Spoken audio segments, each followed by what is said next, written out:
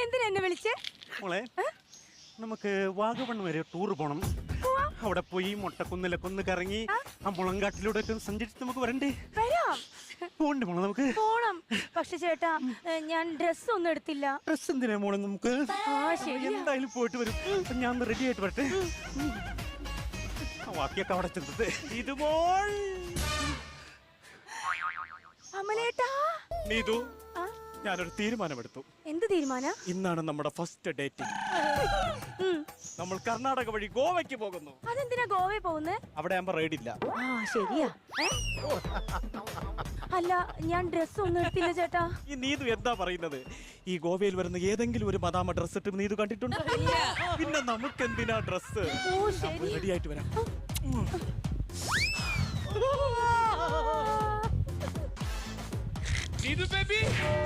ഷെഫീഖക്കാ.